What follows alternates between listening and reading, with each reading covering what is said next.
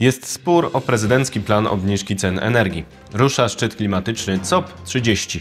Rosja musi drukować pieniądze, bo fundament naftowy jej budżetu został podmyty na lata. Jest 10 listopada 2025 roku, nazywam się Wojciech Jakubik, a to jest codzienny przegląd informacji sektora energetycznego i paliwowego Energy Drink.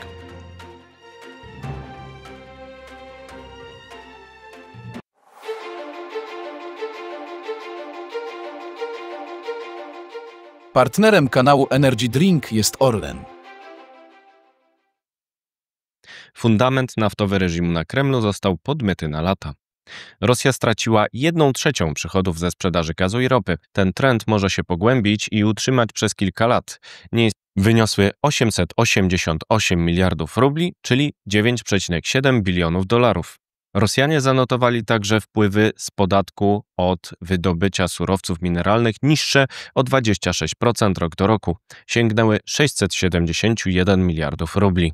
Przychody z eksportu węglowodorów w pierwszych 10 miesiącach 2025 roku spadły o 21%, czyli o 2 biliony do 7,5 biliona rubli. Średnia cena rosyjskiej ropy Urals spadła do 53,99 dolarów za baryłkę w październiku i jest niższa od ceny ze zrewidowanego budżetu rosyjskiego w wysokości 56 dolarów. Ministerstwo Finansów Rosji nie spodziewa się znaczącego wzrostu przychodów ze sprzedaży węglowodorów w nadchodzących 3 latach.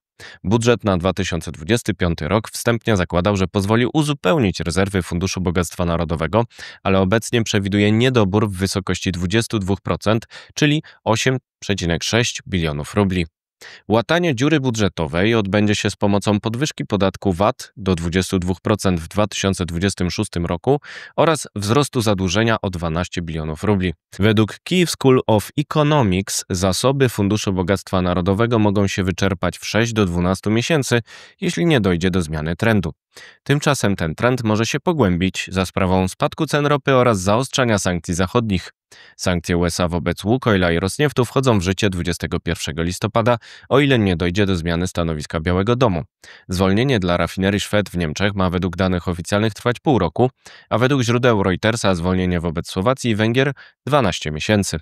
Oznacza to, że rozstanie z ropą rosyjską w tych dwóch krajach nastąpi najpóźniej z końcem 2027 roku, zgodnie z planem unijnym REPowerEU zakładającym przedstawienie planów krajowych takiego zwrotu do tej cezury. Nie powiódł się plan sprzedaży aktywów zagranicznych Łukoila na rzecz tradera Gunvor, podejrzanego o dalsze związki z Rosją. Bułgaria i Rumunia posiadające rafinerie z tymi udziałami rozważają wprowadzenie zarządu powierniczego lub nacjonalizację. Oznacza to, że presja na budżet rosyjski będzie prawdopodobnie dalej rosła, a Kreml może jedynie kupować czas. Rosja musi drukować pieniądze z pomocą banku centralnego za pośrednictwem akcji wsparcia największych banków. Komersant oblicza, że państwo wesprze banki krajowe kwotą 560 miliardów rubli w 2025 roku, czyli 6 razy wyższą niż rok wcześniej. To z kolei droga do podwyżki inflacji, z którą zmaga się bank centralny. Podwyżka VAT i groźba szybszego wzrostu cen przełoży się z kolei na życie zwykłych Rosjan w 2026 roku. Podsumowując, rosnąca presja Zachodu w połączeniu ze spadkiem cen ropy naftowej pogłębi problemy Rosjan, które mogą skłonić ich do rozmów o zawieszeniu broni na Ukrainie. W przeciwnym razie ich sytuacja gospodarcza będzie się dalej pogarszać.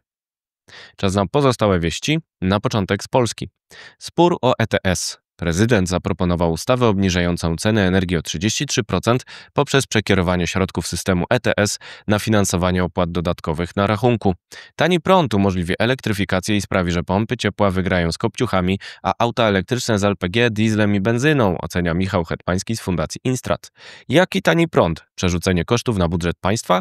Pyta Grzegorz Nichimowski, prezes polskich sieci elektroenergetycznych. Zwolnienie dla energetyki. Prezes PGE Dariusz Marzec uważa, że jednym z działań, które na już poprawiłyby konkurencyjność polskiej i europejskiej gospodarki, byłoby wyłączenie z systemu ETS jednostek energetycznych pracujących mniej niż 1500 godzin rocznie. Obecnie unijne przepisy pozwalają na takie zwolnienie tylko dla bloków działających do 300 godzin. To jeden z postulatów Polskiego Komitetu Energii Elektrycznej. LNG z USA przez Polskę na Ukrainę. List intencyjny Orlen Naftogaz opiewa na dostawę 3 ładunków amerykańskiego LNG w pierwszym kwartale 2026 roku. Dodatkowy gaz skroplony ze Stanów ma trafić przez Polskę na Ukrainę. To odpowiedź na zniszczenia infrastruktury wydobywczej nad Dnieprem. Trwają jednak rozmowy o umowie długoterminowej. Teraz wieści z Europy. Strajk głodowy. Ukrainiec Serhii K., zatrzymany we Włoszech, który ma zostać przekazany Niemcom w związku z podejrzeniem udziału w sabotażu gazociągów Nord Stream 1 i 2, podjął strajk głodowy. Jest według informacji jego rodziny w stanie krytycznym. Nie przyznaje się do winy. Podejrzane drony. Według Deutsche Welle 3 drony zostały zauważone w pobliżu elektrowni jądrowej Doel w Belgii. Armia belgijska otrzymała rozkaz strzelania do takich obiektów, bo zagroziły już pracy lotnisk i były widziane w pobliżu bazy NATO. Takie incydenty powtarzają się w całej Europie, a głównym podejrzanym jest Rosja. Odroczenie wyroku. Węgry ogłosiły sukces w postaci uzyskania zwolnienia spod sankcji USA na dostawę rosyjskiej ropy ropociągiem Przyjaźń oraz gazu przez Turkish Stream. Jednak według Reutersa Biały Dom dał im tylko rok na zmiany. Cios w ciepłownię. W nocy z 8 na 9 listopada doszło do jednego z największych ataków dronów i rakiet Rosji na sektor energetyczny Ukrainy. Doszło do zniszczenia wszystkich pozostałych elektrociepłowni państwowej Centrenergo. Atak wywołał blackouty, ale może także utrudnić dostawy ciepła w sezonie grzewczym. Ukraińcy odpowiedzieli m.in. atakiem na elektrociepłownię Woroneż w Rosji. Jeszcze wieści ze świata. Europa przejmuje LNG od Azji. Dostawy gazu skroplonego do Azji spadły, ale zwiększyła je Europa.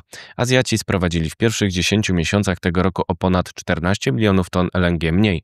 Europa sprowadziła 16,75 milionów ton więcej. Europejczycy zwiększają import z USA, obniżając dostawy z Rosji. Słoneczna Kalifornia. Rozwój magazynów energii w stanie Kalifornia w USA do 13 gigawatów pozwolił wydłużyć okresy bez pracy energetyki konwencjonalnej i radzić sobie z nadwyżkami mocy. Financial Times przyznaje jednak, że w krajach mniej nasłonecznionych ten model będzie trudniej realizować przez zależność od energetyki wiatrowej wymagającej magazynowania na dni, a nie godziny. COP30. 10 listopada rusza szczyt klimatyczny COP30 w Belém w Brazylii. Potrwa do 21 listopada. 10 lat po przyjęciu porozumienia klimatycznego w Paryżu, ambicje zwolenników polityki klimatycznej zderzą się z trudniejszymi realiami ekonomicznymi i rosnącymi zagrożeniami sektora bezpieczeństwa. Koniec paraliżu jest porozumienie otwierające drogę do zakończenia zawieszenia pracy administracji USA i uruchomienia środków budżetowych. Ropa Brent drożeje w okolice $65 w nadziei na lepsze dane gospodarcze. To wszystko w materiałach przygotowanych dzisiaj. Następne pojutrze, bo już jutro Święto Niepodległości, z okazji którego życzę Państwu wszystkiego dobrego na ten czas. Dziękuję bardzo za dzisiaj. Do zobaczenia, do usłyszenia.